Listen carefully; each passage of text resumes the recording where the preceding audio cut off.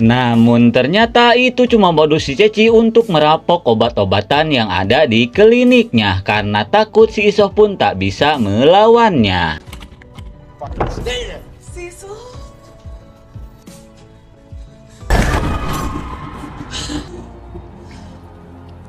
Dan akibat terhimpit pintu oleh si Ceci, si Isoh yang sedang hamil besar pun harus mengalami pendarahan.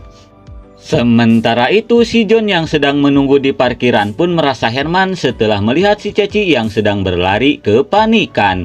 Dirasa sudah terjadi sesuatu dengan istrinya, si John pun bergegas untuk mengeceknya. I need some help here.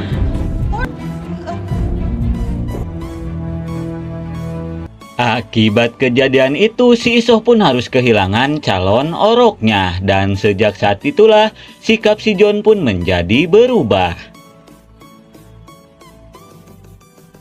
Kembali ke masa sekarang, di saat sedang mendengar cerita tentang si John, tiba-tiba anak buahnya datang dan memberitahukan bahwa telah ditemukannya mayat di sebuah hotel. Sesampainya di TKP, si Peter pun yakin bahwa si Subur modar akibat mengikuti permainan kopet. Tidak lama kemudian anak buahnya pun datang dan memberitahukan bahwa tempat tidur ini sempat disewa oleh seorang pria bernama Dadang. Dirasa si Dadanglah kaki tangan si Jigsaw, si Peter pun meminta ke anak buahnya untuk mencari informasi tentang si Dadang. Kemudian kita diperlihatkan ke si Erik dan si Hotman, di mana si Erik yang sudah lelah mengikuti permainan ini, dia pun berniat untuk melakukan sesuatu.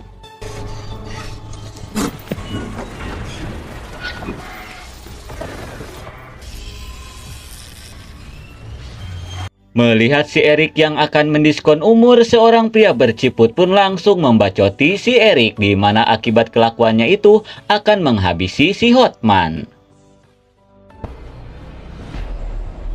Dan ternyata itu adalah si Dadang yang ada di permainan kopet di awal film. Si Dadang pun meminta ke si Erik untuk tetap bersabar sampai si Erik menyelesaikan semua permainannya. Karena dengan cara itulah mereka bertiga akan selamat. Dan ternyata lagi si Dadang pun ikut termasuk dalam permainan ini. Kembali ke si Erik, di mana dia yang baru saja sampai ke sebuah sekolahan.